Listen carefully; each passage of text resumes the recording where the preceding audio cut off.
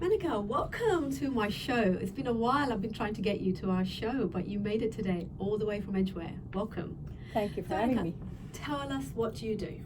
Tell the ladies what you do. So I'm a Transform with Resilience coach, Mm-hmm. and I'm an author and a speaker. That's what I do. So how did you get into this? So I'm a dentist by profession. Okay. Few years back, I decided to change course Mm-hmm. and start, I think, become a change maker. When I started telling some of my stories, Okay. people said, "Oh, it's an inspiration. It really touched our heart, Yeah. and it gives us hope." And that's what made me think about it. Would I want to then do that? Yeah. And I think slowly and but surely, I changed course, and then that's what I do now. It's not very common to leave a skill like dentistry and to move into a self-development route that you've taken. How did that journey, what was the moment when you decided to actually do that? So obviously people think about these things for a while because there's a lot to give up, I take it, yeah? So what was the moment for you that you decided, actually, I'm going to leave my six-figure business behind and I'm going to join something where I'm not sure how much money I'm going to make or might not make any?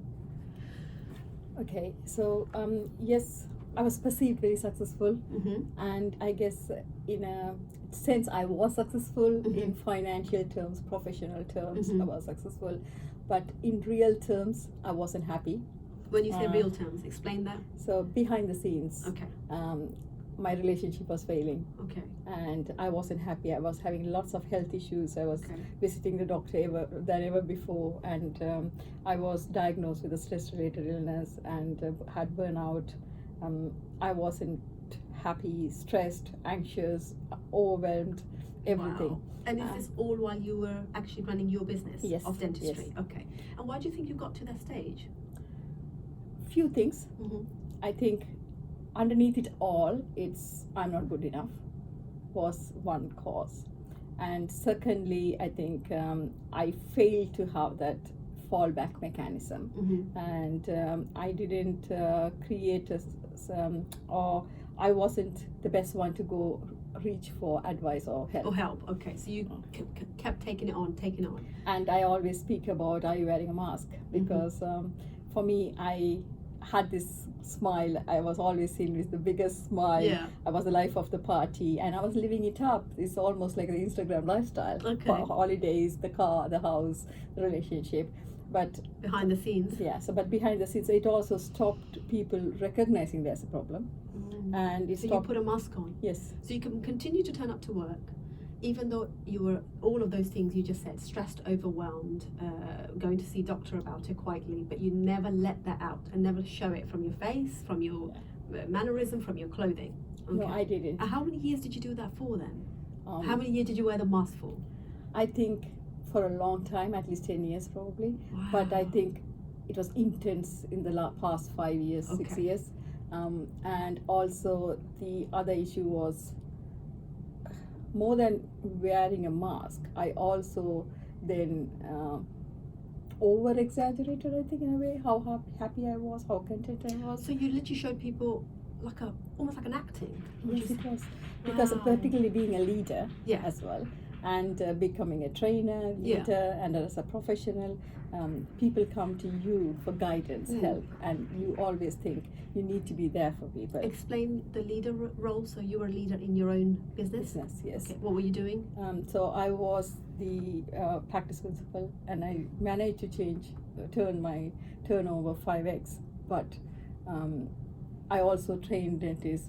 I also I was a single mom, and had a long distance relationship at one point, and it all kind of contributed to it. But I just wanted to, I guess, project in that way that I could handle I can it do all. it. I can do all of And it. the more balls I can juggle, the better it is. Yeah. I became this person, like it's almost like being like a superhero or Yeah. superhero, because you just want to be like that. But I think it all stems from I'm not good enough. And some people said, even as a dentist, oh yeah, you have done very well for yourself. In a short span of time, you have grown so much. Yeah. But I think it was more than that. So I thought I had to constantly step up. and I was a course junkie. So I went from one course to the other course to the other course. Within dentistry. Yeah. Right. Kept learning, kept upskilling. Yeah. Yes. So I just didn't give me space to reflect or know Breathe. about myself and what is actually going on. When I say I'm wearing a mask and I was living in a bubble, I wasn't aware of it. You just knew that. You didn't know any different. Is that what it is? No. So where's this come from then? Did you grow up like that? Because this is showing a high resilience right now, right? Yes. So did you grow up in that environment? What was the story behind that? Absolutely not. So Okay. as a child, Yeah. I could cry on the top, Pampered. I was pampered. Yeah. I had a really loving, caring, close family, Mm-hmm. particularly my grandmom I was very close to. And I never felt that I have to hide behind anything. And I think I was as expressive as you can get. Mm-hmm. And then I left Sri Lanka due to the war and went to India. Mm-hmm. And I was the only person who didn't study in English up to that point. And I was the oldest kid because I was studying before and I had to discontinue and start all over again. And suddenly I felt inadequate. I felt everybody else was better than me. Which is strange is because I had the most amazing friends around me. In In India. India. But in Sri Lanka, were you in top on all of your classes? Yes. And you won competitions. Yes. This is from Menika's book, Learning Resilience. And there's some of the story I remember when I read it. So you were always on top of the class. Suddenly you go to India, you're on the bottom and the oldest kid because you need to start again. Yes. And you need a different language here. Yes. And what was the reason why you couldn't learn English? There's a story behind that as well, isn't there? So I learned English, but I didn't study in English. Yes, the subjects Yeah. were not in English. So there was a subject English, but Yes. not every subject was in Yeah. English. Was that because of Sri Lanka? What was it, because of the war or? So what happened in Sri Lanka is till up to my dad studying, it was in English medium. Yeah. And then the system changed and they made it, everybody studies in their own mother tongue. Which is? Mine is Tamil. Tamil, yeah. Or Sinhalese. So that's when it all changed. At the time when you were, okay, all right. So before me, but yes, unfortunately, that's why our generation Yeah. got caught up and we never studied in English as such. So then when you went to India, what age were you then? I was 22 because I had already done almost 3 years of graduation. Graduation in And Sri then- Lanka. So you finished your education really in Sri Lanka? Didn't finish it, No. so I had to. You went to India. And then did you know anybody in India? There's a massive move for somebody from Sri Lanka to make. I didn't know anyone except one of my closest friends' sister got married to an Indian, Okay, so I only knew them. okay. I lived with them for a while, but I didn't know her that well or her husband that well before I went and stayed with them. Okay. And then I think when I moved into the hostel, it became my family, Okay. my extended family, and I was really blessed. All their parents kind of took me into their lives. Adopted you. Adopted me. daughter, yeah. And so many adopted families, adopted sisters, Yeah. brothers. I was really blessed. And I always tell that was kind of golden era. But Mhm. I think, what I didn't realize then, Mhm. and now what I realize is, but it was also then when I started feeling that I'm not good enough or I was inferior to others in some way. And the group of friends that you were in, they all obviously knew English, did they? Of course. More than you did. Okay, so you Yeah. all continue to feel that you are not same as them. Yes. That's quite hard at that age, isn't Yes, it? it is. If you're not equal to your peers, you can Yeah. really feel it. Yeah. What did you do to come out of that? Or did that stay with you for a long time? So I worked very hard, and I still remember in the first year I would sit with the dictionary all the time to Mhm. understand what the lecturers were telling. By second, third year, I was better, Mhm. and I continued to become better, and I never failed any exams, so I just did it well, and then I started teaching undergraduates in India, then got married and came here. When I came to the UK, that was another story, because not only the inadequacy of English was a problem, but it was more of the accent, Mhm. because I always felt, can people understand me? Can I understand others? And so it just kind of stopped me totally doing any presentations. As from a kid who loved speaking, won competitions, and then I became this person. I would do anything to prevent me from doing a presentation. Oh my God, because you're so fearful of your accent. Yes. So now you can speak the language, obviously, because Yes. you've learned it, you worked really hard. But now this was next step. Yes. Now it's almost a step ahead, because now English is in language of this country, and now you think, oh, how am I going to fit in with these people? Was it really important to fit in? Is it quite important to fit in? I think for me it was always because I didn't realize it, but when I look back on it, I think it was always my number one criteria to fit in, because I think I thrive under a community environment. Significance, isn't it? And Yes. we all crave it. We want to fit in. We don't want to stick out, stand out. And that's kind of explains why I changed the way I dressed up when I was in India. I learned the language Hindi, which I only knew one word. Oh, so you didn't know that language either? No. Wow. Okay. So I learned it. I'm fluent. I speak to my patients here. I now speak to everyone in Hindi. So I think looking back on it, now I understand it's very important for me to fit in. And then when I came to UK, I'm sure like people who know me, then I changed my way of dressing, the way of speaking. And I think other than the accent, the other limiting thing I had was the vocabulary. I always felt I didn't have the mastery of the language, though I could speak and write, but I didn't have the mastery of language as a local.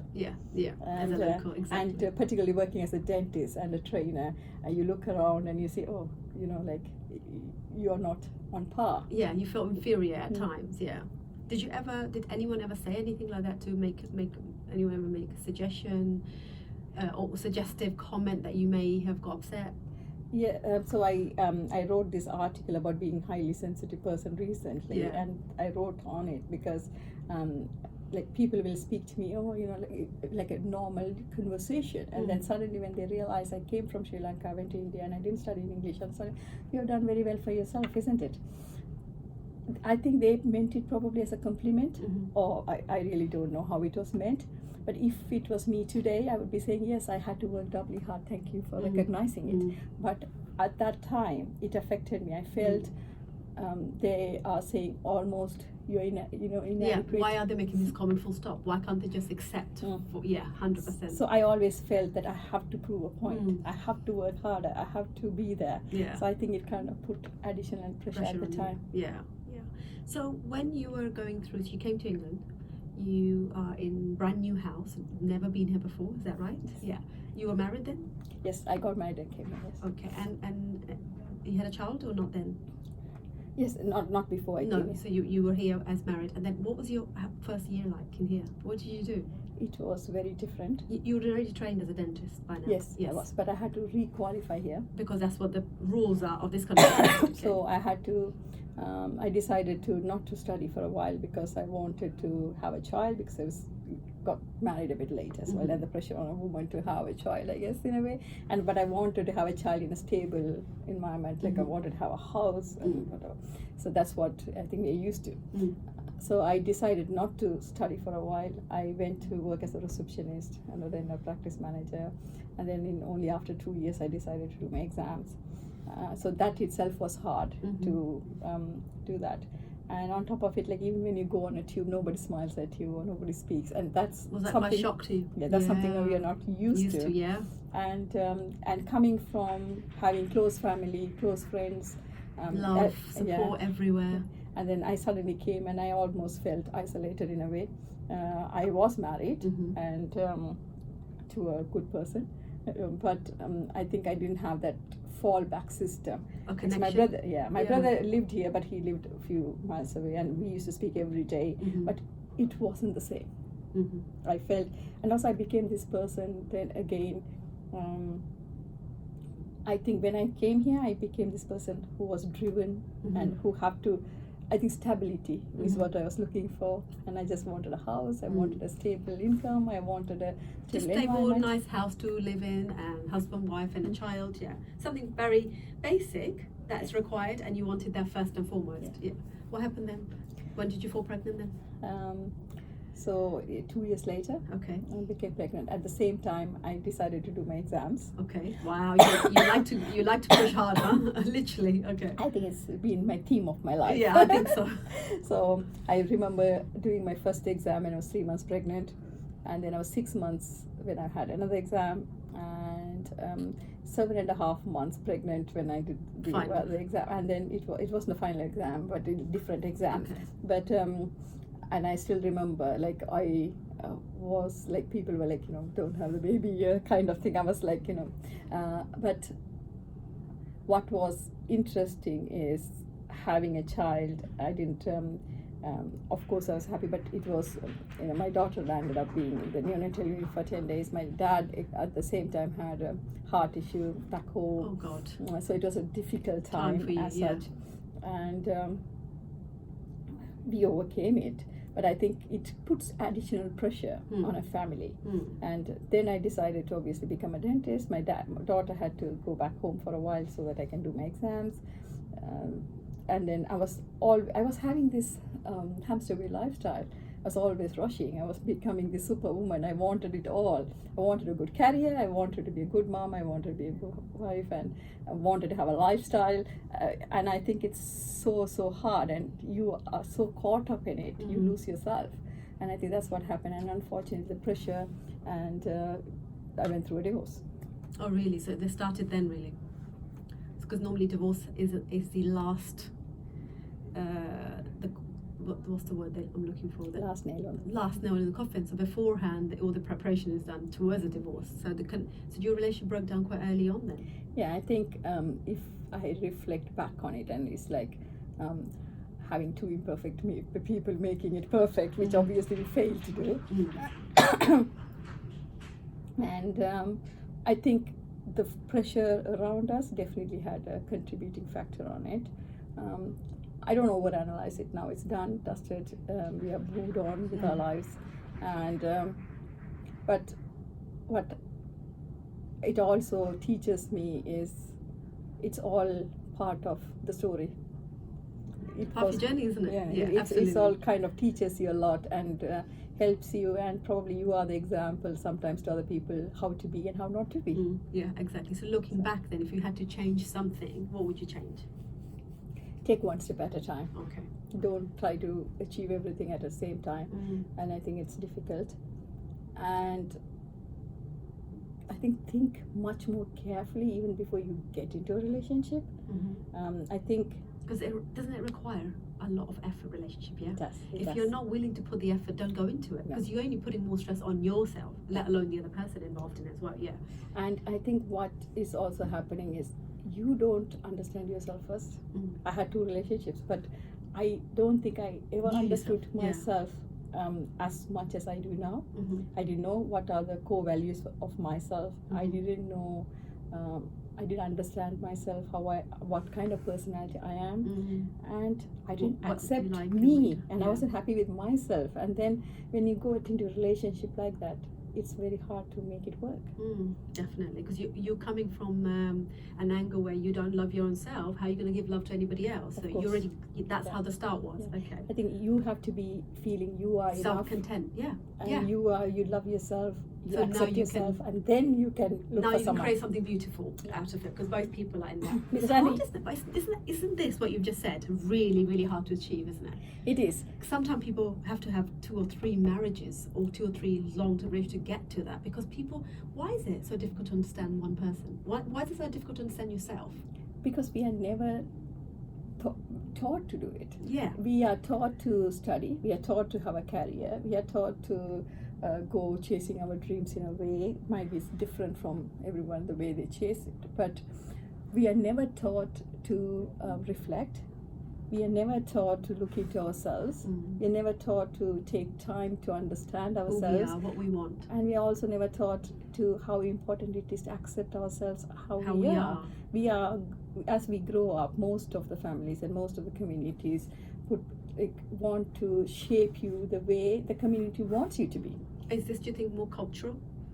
I think it is cultural, but I think every culture has its own boundaries and their own conditions and their own steps to go to, but it's all it's almost like go to school, get a degree of some kind, if not get a job, and then find a partner, isn't it? That's pretty much, and then have children, and then have a mortgage and a house, and I mean whichever way around. in a way, I'm happy and blessed to be in that culture, because I think that's what made me work hard, study hard, and become what I am. But On the it other always, hand, on the other hand, yeah. there's different pressures as well. So, And you think you put a lot of pressure on your own self? Because the pressure Yes. came from yourself, didn't it? Yes. It wasn't necessarily your parents wanting you to become a certain person. Was that the case? It wasn't, but I think it is also given. My father is a doctor, my mom is a graduate. So you needed to come out somewhere, right? Yeah. Got you. So you want to become something. Yeah. So it was a given from day one. Yeah. You are going to stand on your 2 feet. You are going to go to, because it was not even a question. You wouldn't go to the university. Yeah. It was in our family. You're it was doing always it. That's it. Yeah, exactly. So and mostly it was like it was expected. I think I'll do something along with medicine. To do with something, yeah. So, So you chose that, really. Yeah. So almost things were chosen for you. So the guide, the path was carved for you, wasn't it? You just had to just walk the path, really. Yeah. And now you're deciding your own path. You're like, okay, I've listened to everybody now, Yes. and that's what. But you did really well. So whatever path you chose, you made it into a huge success. But you burnt out. Yes. Huge burnt out, wasn't it? I think I took it to another level Mm. of success. That's Exactly. Success is a good thing, but what is success? I often speak about Exactly. it. What is success? Isn't Success for people that you have made a 6-figure income. Is that success? Or success is something that I feel satisfied and I love what I do? Yes. And is it success just to have a cup of coffee with and how to have conversation? Yeah. That's it's varies. It's a whole spectrum of Success, isn't it? absolutely. And that's what I didn't understand at the yeah. time. You thought you could only see the status side of it because that's how you grew up, really. Yeah. So you can't really blame yourself for it, can you? No. But you did take it to a different level. Yes. Because you didn't see did you see your parents work really hard? Yes. They worked like you did. Okay. Yeah. So that particularly my gave you- father. Yeah. I think my mom, she's a graduate, Mhm. but I don't think she loved her luxuries. Not that she didn't, but I don't think she was not so driven. Mhm. But my dad was always so driven. Now he's a very different personality. But when we grew up, he was really driven. Mhm. He wanted to. So the house where they live in, our house, the family houses, he was the architect. He even built the model himself. He built the house, and he is self-made. 200% he's self-made. Wow. And so I grew up seeing it, and then he left his job at one point because of the war, and then he established his own private practice. So my entrepreneurial flair, probably a bit of it comes from Yeah. him as well. 100%. But he always made it.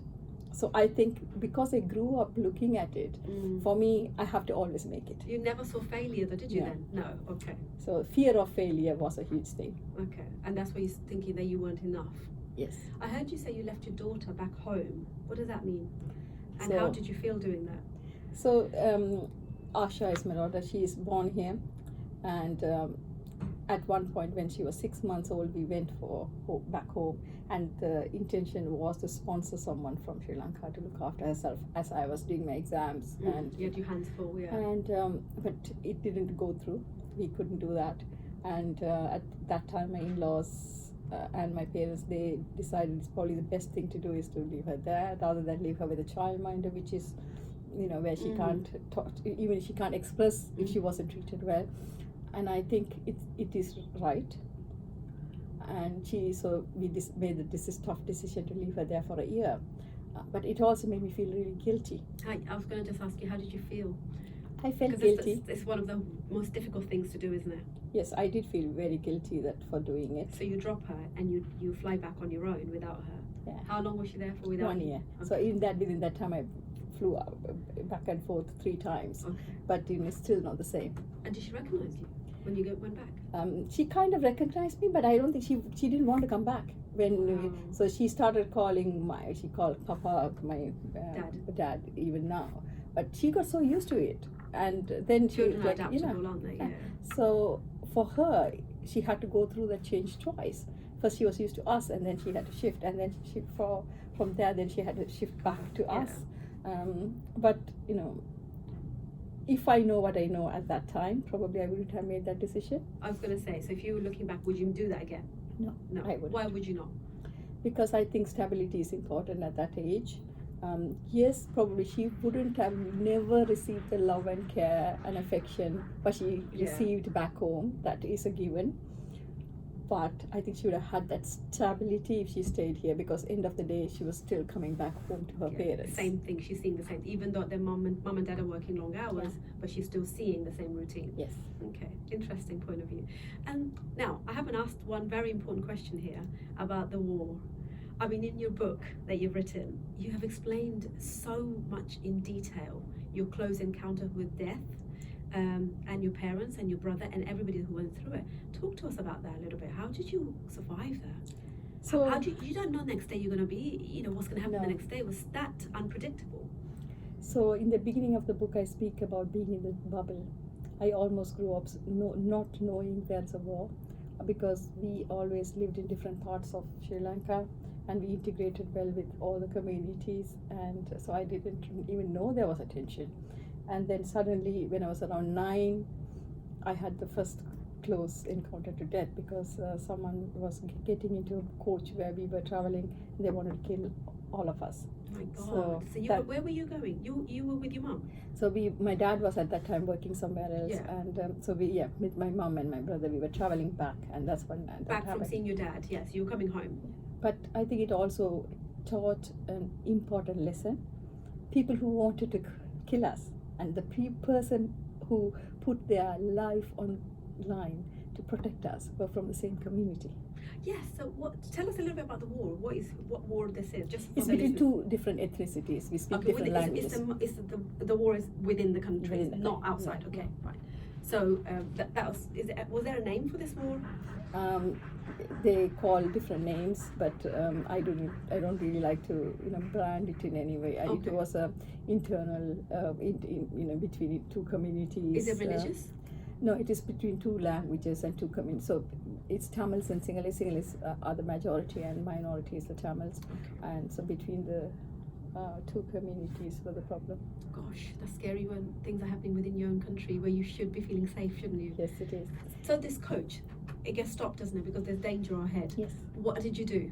And my mom said, just pretend to be sleeping. That's all. So we pretended to sleep. Yeah. And we could walk. We really obviously hear people walking up and down in this coach. Down. And how big is this coach? How many people? It just might be 40-50 people. Okay. And then, we never spoke about it much at all later. Never. Yeah. Until I wrote my book, I don't think my family ever spoke about it much at all, except for that day when we reached back home. But what's interesting is how much of it I could really remember. Yeah. So obviously in my brain, you were it is there. Yeah, of course it is. Because it's an event, isn't it? Yeah. Do you think it might have affected you in some way? Were you scared after that? Probably I was, and all I can say is I never recognized it. Because you explain very well in the book about your heartbeat, and you really, and your mum's like, shh, make sure you're really quiet, and your brother, you're just trying to really be silent because you don't know what the next step is. Yeah. And then as the coach goes, you take a big breath of relief. And then the next big thing for me personally, although I saw death, suffering and loss all around me all the time, around 20 plus when I was in the university, I left to come home, and the coach got stopped, and I had to walk through the jungle for 10 days. I know, my God, that's just, on that alone you could make a documentary. So tell us about this, because I'm so interested in walking through a jungle with complete strangers, didn't know who they were, no food, because you ran out of the food, didn't you? There was nothing left yet. What happened? So it was we had a sandwich because it was 6 hours, supposed to be 6 hours journey, and a water bottle. Yeah. And got down, and we had a choice to make whether to go back or go forward. I guess in that age, I don't know. A bit risk taker. Yeah. I don't know whether I was strong and resilient or I was foolhardy. I absolutely have no clue. But you think Either you way, never you made a decision to go. Oh yeah, but you never think like that. So I'm like, let's go. I was like, so we went, and then obviously as you walk, you get to know it's not as easy as it is. Did everybody do exactly what you did, or some so people? No, it was only 10 of us, or 10, 12 of us decided to move on, and I really don't know what happened to other people. Okay. So, and then then we did spot other people here and there, like, so I'm like, okay, fine, we are not the only people in this jungle. And the strangest thing is, at that point, I didn't even think there are serpents, there are animals, there are, you don't think, Yes, because what kind of jungle is this? I mean, it is dense jungle, and if anyone knows Sri Lanka, they know that we have a lot of dense jungles. So with animals? I must be Yeah. animals. Did you So encounter any? no, No. but that's the first time ever I walked through the jungle, so I had no No clue idea. what I was getting into. And then obviously it was, too hot and tiring, and but I think because the fear of life is there, you just kind of overlook everything else. Yes. Of And then course. obviously the Survival mechanisms kicked in. after a few days, the nightmare happened, and one of the ladies got injured and then lost her life. Wow. Is that because the war? Yes, Fighting, okay. yeah. And you guys had to hide from this firing that was going Yeah, on? so we were like, because we would walk in the night and Oh, I see. take rest in the daytime, Right. so that we can almost, Recoup. camouflage ourselves, because it's night and nobody Yeah, will yeah, know. yeah. And obviously, the strategy didn't work Yeah. on that particular day for whatever reason. And it was, people talk about the being guilty of surviving. Mm-hmm. And so I came home. Obviously, I spoke about it a bit. I think the lady was affected or whatever. But it's again, I never spoke about it again. I had 2 relationships. My daughter was 14, 15, I think, by the first time I ever spoke about it. So for 25 years, I never spoke about it. Do you think because you decided to shut it down and thought that's the past and I'm not going to talk about this is a coping mechanism? Yes, Yeah. I think for me to move on with life, Yeah. I had to shut that door. I relate to that very much. So yeah, it's easier, isn't it, that way? Yeah. You think it's easier, Yeah. but you don't Because know it that it's manifests always in a there. way, which obviously we saw. Yeah. So this lady that got injured, you tried to help her, didn't you? Yes, You I tried to did. save her, I did. and you end up with all bloody clothes, didn't yeah. you? Yeah. I think anyone in Everyone that was situation trying to would. help. Anyone. How does it feel to see someone die almost in your arms? It's painful. That's painful, and you feel guilty, and in a way you feel a bit responsible for it. But sometimes I think somewhere then you had to learn that that was their journey, and this is mine, and the only thing I can do is to speak about it, because the way I think I'm respecting that person and everybody else is by speaking about it, writing about it, and making more people aware of what really happened. A lot of people don't speak about this, don't they?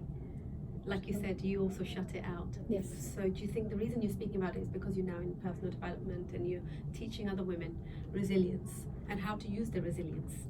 So yes, for me, the first transformation comes from, I think I talk about transformation with resilience, or transform with resilience now.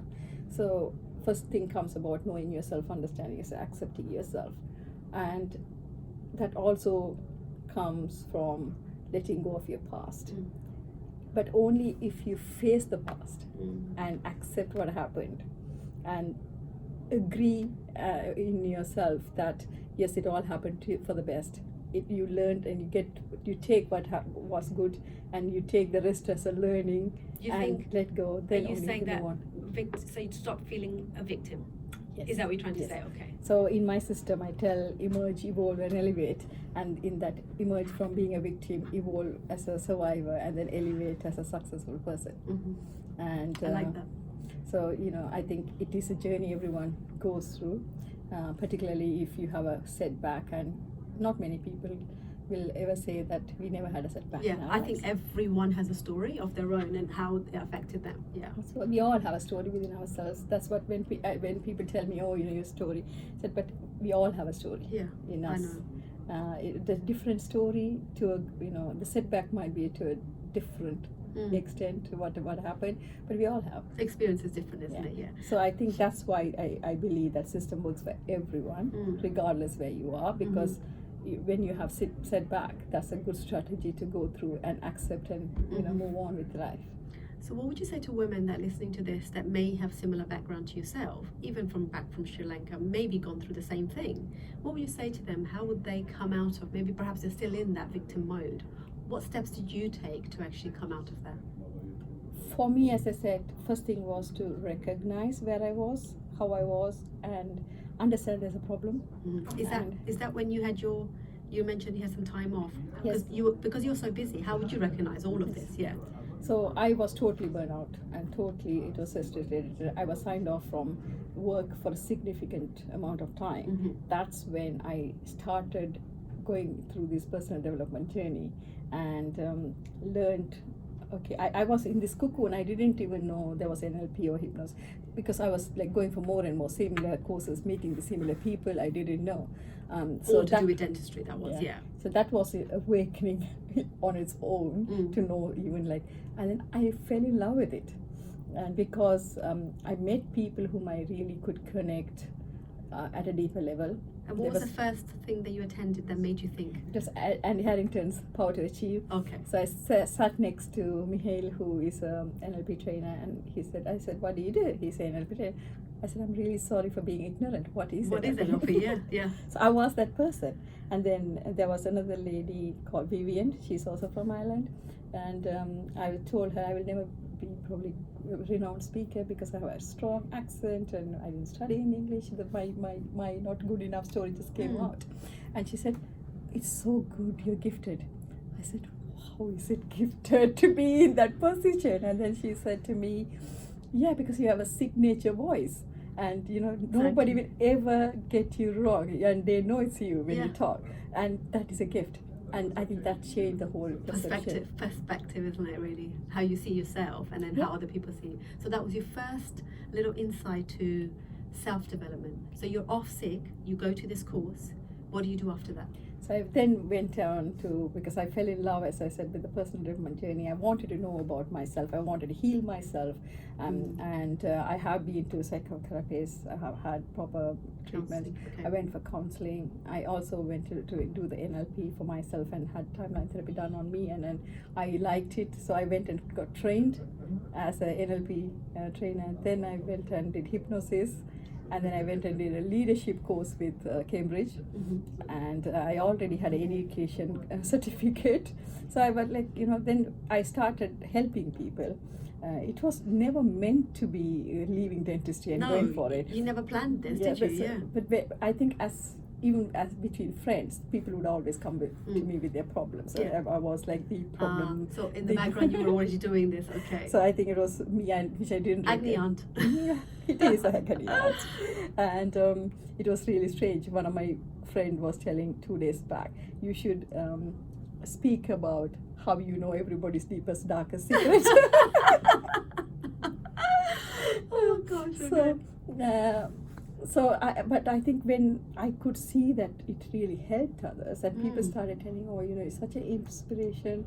We really kind of feel, you should help everybody else speak more. And obviously I started speaking a tiny bit here and there, and it kind of changed. And I just, at one point, someone who is very close to me really said, you have a strong accent, your English is not good enough. You'll never make it. Wow. And I owned it for a while, and then I just thought, I think what made the difference for me really is, at one point something switched in me, and I just thought what I have to say is more important than how I say it. Well, awesome. That's such a really good thing to say. Amazing. So that changed. People, especially close people, can also bring you down because they might not have, because they always worry about you. And that worry manifests in this way. Don't do this. Don't leave your dentistry. It's all safe. It's all this.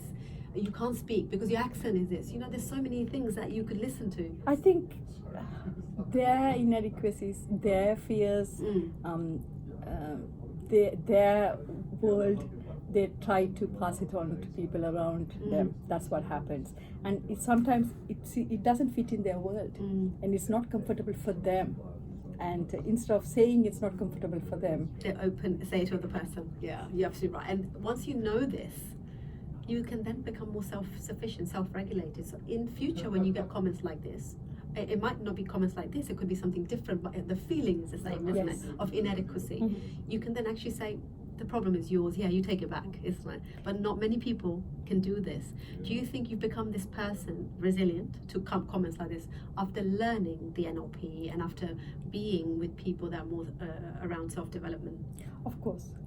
I think I love the community of self-development people because they like-minded. Yes, but more than that, I think they know themselves. They try really hard to understand the other person as well, and because they're so happy and content within themselves, they are so happy to accept people however they are. Yeah, rather than changing them or putting things on them. Yeah, and they're always happy to support each other and make them grow, and that's why I think I thrive in that kind of community. But it also, like when I was writing the book, and somebody did tell me, "Oh, your English probably is not good. You'll struggle to finish this book," and I just continued with it. I didn't own it, whereas before I would have, because now when my quote is normally when I say to people, if what they perceive about me is not my problem, it is not their problem, and let them be. And I think I wrote a quote as well recently about it, because it's really important. Let it be their problem. Don't make it your problem. 100%. And it's so important to remind yourself of this, because you could really get sucked into this. Of course. Because the other side of this is that you could have stopped all of this. The other side of this is that you could have just cut this journey in half, gone back to dentistry, perhaps burn out again, because that's not what you really want to do. Although you liked it, but that's not where your final path, but the rest of your life you want to be doing this, helping other women. So I love dentistry. I loved being with my patients. I really enjoyed the time I did what I did. But it is also more and more recognizable recently. But it is also very high pressured environment. It's quite a high mental health issues are there. Stress, burnout is there. I think people are starting to speak about it a bit more now. And I think it is also should be recognized, and that's another reason. One of my systems I created it's called Smile Serenity System. Is that particularly for dentists? Professionals really. It is for people who have been burnt out, stress-related illness, depression, anything like. So I always say I'm not a trained medical person or professional, but I think when you go through it, you kind of recognize those symptoms much better. So this is how you've walked the path, and you can hold the light for these guys to come through now. Amazing. So where can people find you, and tell us about your up and coming workshops? So I'm doing one workshop on the 3rd. I've been asked to train at another platform for High Profile Club. And then 7th of March, I'm doing a workshop myself with another friend who is a personal stylist. It's called Be Transformed in Harrow. It's a half-a-day workshop, and another friend of ours, he's also taking photographs and happy to take some headshots for them on that day.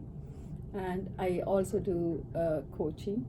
So I have my own system coaching packages. They can go and see it on my website. And tell us your website. www.menaka.co.uk. Oh, it's very simple and straightforward. And your book, what's the name of your book, and how can they find it? So it's Resilience Learned, and it's on Amazon, or they can contact me if they want to get it. It's available. I'm happy to send you the link, and you probably have the link. And if somebody wants to just talk to you privately, because they've heard this, how should they contact you? So they can, through my website, they can send me an email. Or if they want to send it straight, it's menaka@menaka.co.uk. Perfect. And did you mention you have a Facebook group? Yes, I do. And this is a private group? Yes. So it is Menaka, then it's Transform with Resilience. And then if it's a woman, it is Women Empowering Global Women. Oh wow, is that your Facebook group? And they can just join that group? Yeah, there are 600 women in that group. Lovely, fantastic, thank you so much. Now, what's your biggest fear? I ask everyone this question. What's your biggest fear? The biggest fear, because I have such a big dream, I want to be creating impact as big as I can. How big? Have you got a number? I want to be 100,000. 100,000? Yes, I have never said that loud before. Now you've said it. Now you've said it. You know what you're like. If you say something, you make it happen, don't you? Yes.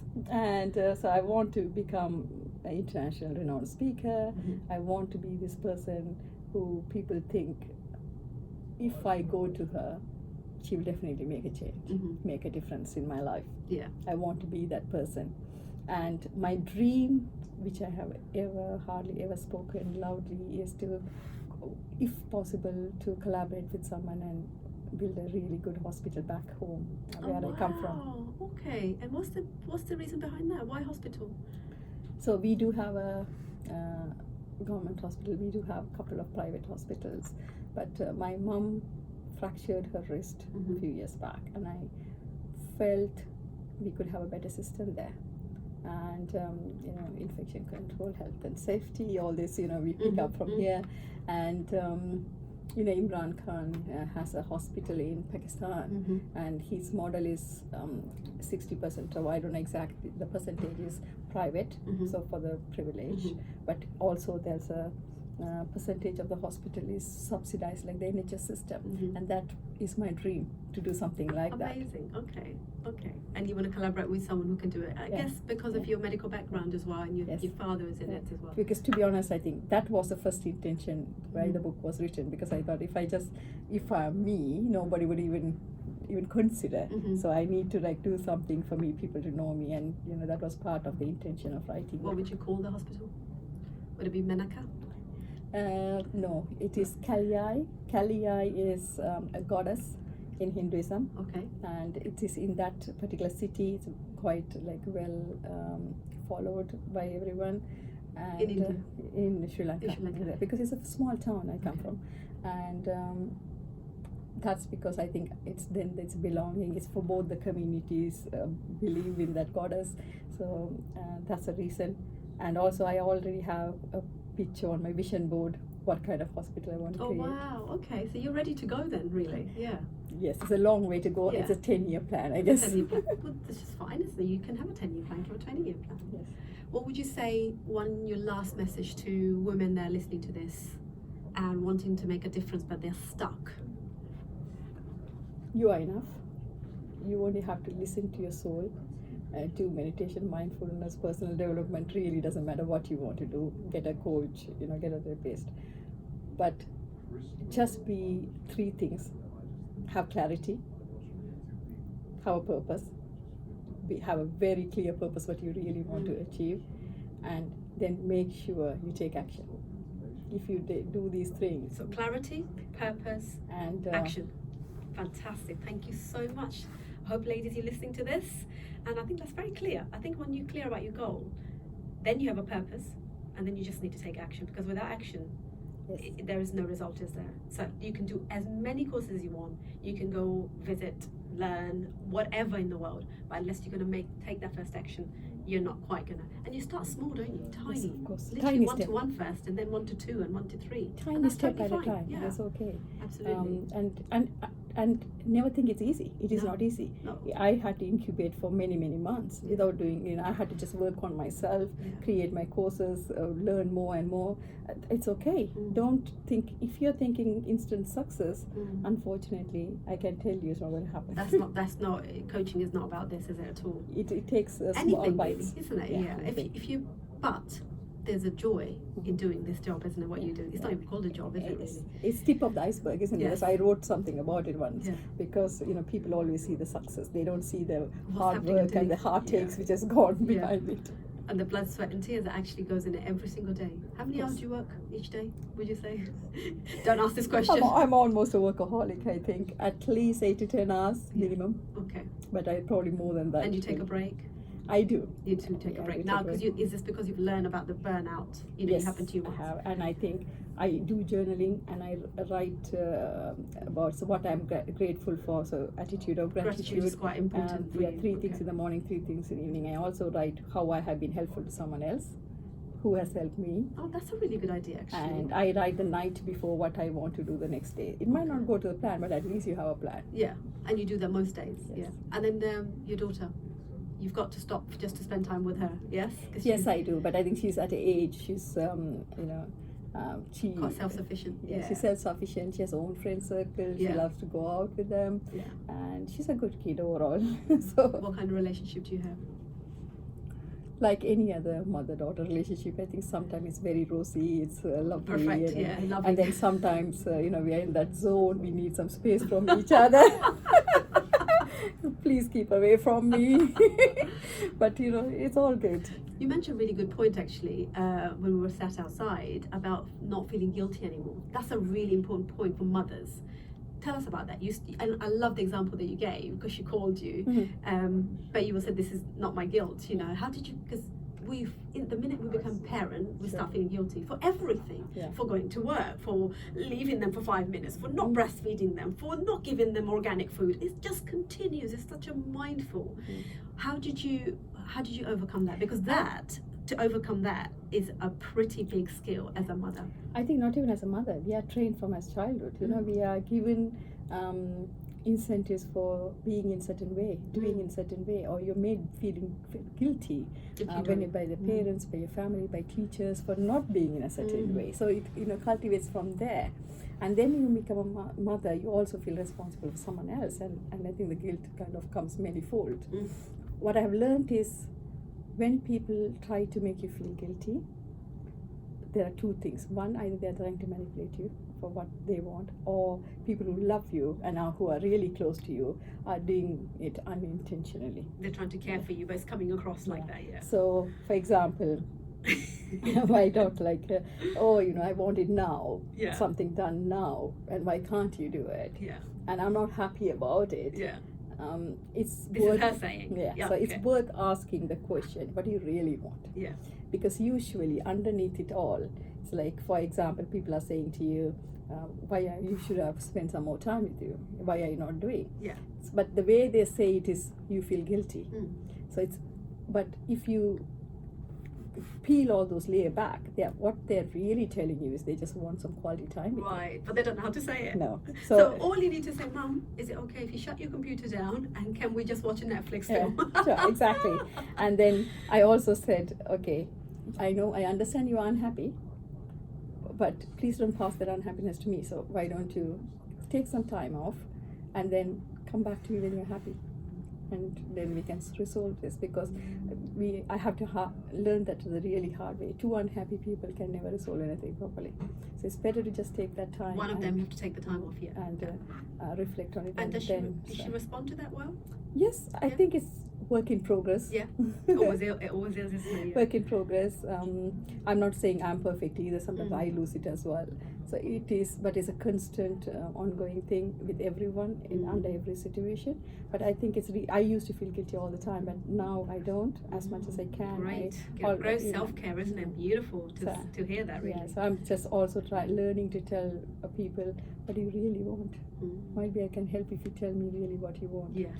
So get down to it. Is it, as a coach, your job really is to get those layers off, like you said, peel the onion down to the core. And your children teach you a lot. So I would ask my daughter sometimes, can you do that? And I get upset sometimes when she doesn't do it. And one day she turned around and said to me, but you asked me, can you do it? Which means you should be prepared to take an answer, no. Or if you don't want to give an option, then say, do it. Please do it.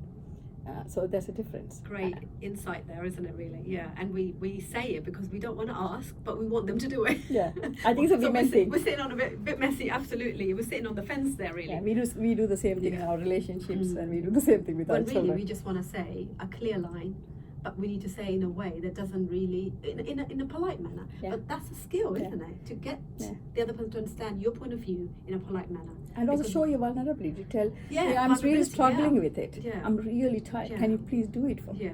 Yeah, exactly. Because I think if somebody said it like that, I can't say no. Because I've just seen your face. I'm like, oh my God, of course I can, But if you say, could you do this for me? Yes or no? I'm like, no, why can't you do it yourself? Exactly that.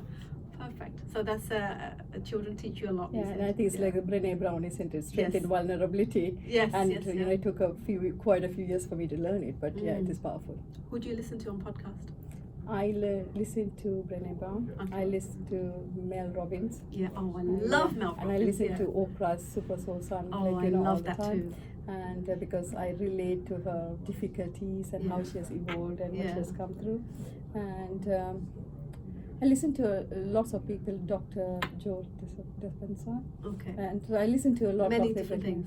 Is that You always learn. yeah. What book are you reading at the moment? It is.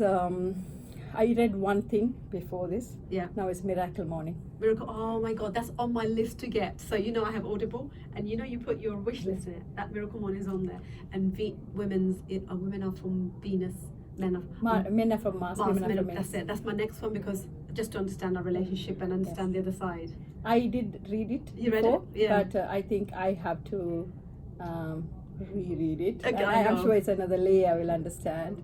And being a night owl and being the late person, I think that's why I'm reading the Miracle Morning. So you stay up quite late Yeah, and then wake up. It's very interesting. Anything strategic and Yeah. anything what I have to do, it works in the morning. I'm okay with it. But Yeah. if anything is creative, but my book, most of my book was written till 3-4 o'clock in the morning, Oh my God. and then I would sleep, Wow. because that's when that's when the first 3,000 words got written, and I have understood that I'm much more creative in the evening. Okay, so you know yourself, and so you do that accordingly. If you write, are you going to write another book?